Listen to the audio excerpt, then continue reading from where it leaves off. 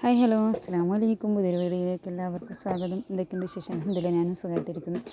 അപ്പോൾ ഇന്നത്തെ വീഡിയോ കുട്ടികൾക്കും വലിയവർക്കും ഒക്കെ ഒരുപാട് ഇഷ്ടപ്പെടുന്ന ഒരു റെസിപ്പി ആയിട്ടാണ് വന്നിരിക്കുന്നത്. അപ്പോൾ അതിന് വേണ്ടിയിട്ട് ആദ്യം ക്യാരറ്റ് വേണം. ക്യാരറ്റ് ഞാൻ ചെറുതായിട്ട് ഗ്രേറ്റ് ചെയ്തെടുക്കുന്നുണ്ട് കേട്ടോ. കൂടെ തന്നെ ഒരു ക്യാബേജും കൂടി ഇതുപോലെ ഗ്രേറ്റ് ചെയ്തെടുക്കുന്നുണ്ട്.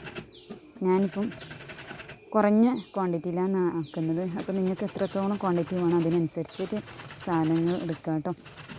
കൂടെ തന്നെ ചെറിയൊരു തക്കാളിയും കൂടെ ഞാൻ എടുത്തിട്ട് കുഞ്ഞിനാന്ന് അരിഞ്ഞിടുന്നുണ്ട്.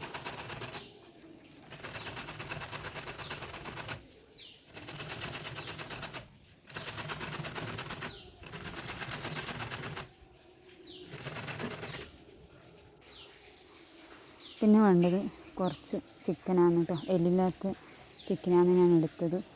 അത് ഓൾറെഡി ഞാൻ മുളക് പൊടിയും അതുപോലെ ഉപ്പൊക്കെ ഇട്ടിട്ട് ഞാൻ നേരത്തെ വെച്ചിട്ടുണ്ടെങ്കിൽ അത് ഒന്ന് ഫ്രൈ ചെയ്തെടുക്കുന്നുണ്ട് കേട്ടോ. പിന്നെ 2 മുട്ട എടുത്തിട്ടുണ്ട്. കുറച്ച് കുരുമുളക് പൊടി കൂടി ഇടുന്നുണ്ട് കേട്ടോ. എരിവിനനുസരിച്ച് നിങ്ങൾക്ക് ഇതിലെല്ലാം വ്യത്യാസം വരുത്താം.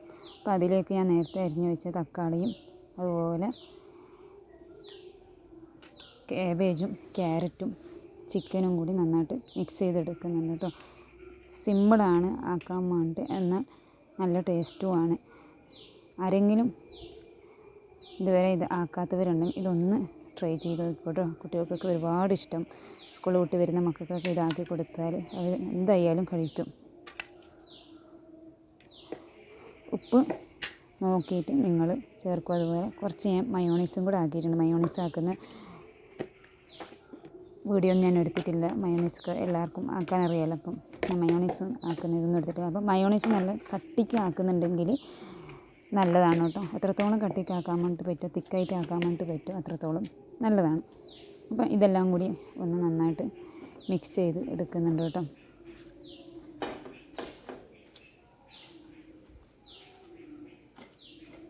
ഞാൻ ക്യാരറ്റ് കുറച്ച് ഒരു മീഡിയം സൈസ് ക്യാരറ്റ് ആയതുകൊണ്ട് ക്യാരറ്റ് ഞാൻ ഫുള്ളും ഇട്ടിട്ടില്ല, കുറച്ച് മാത്രമേ ഇട്ടിട്ടുള്ളൂ.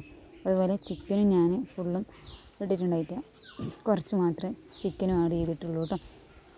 നമുക്ക് എത്രയാണോ ക്വാണ്ടിറ്റിയിൽ വേണ്ടത് അതിനനുസരിച്ച് സാധനങ്ങളൊക്കെ നിങ്ങൾക്ക് എടുക്കാവുന്നതാണ്.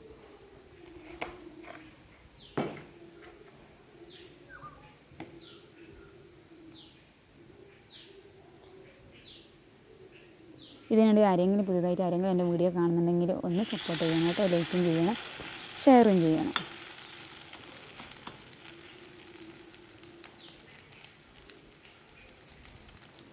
പിന്നെ നമ്മൾ ഈ ഒരു പാത്രമില്ലേ, കാരാപ്പത്തിൻ്റെ പാത്രമാണ് നമ്മൾ പറയുന്നത് കേട്ടോ.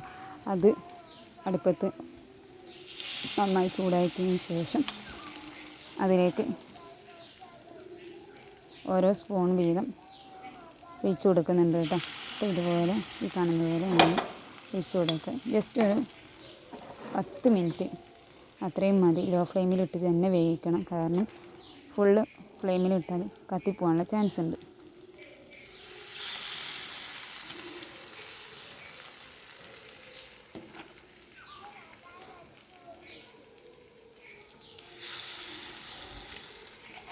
അങ്ങനെ ഇതൊക്കെ വെച്ചിട്ട് ഫ്രൈ ചെയ്തെടുക്കുന്നുണ്ട് കേട്ടോ.